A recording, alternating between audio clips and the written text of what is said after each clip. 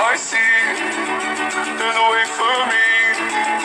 Now this one sits here and whispers things to me. Now I got the devil inside. This one made a pig of me.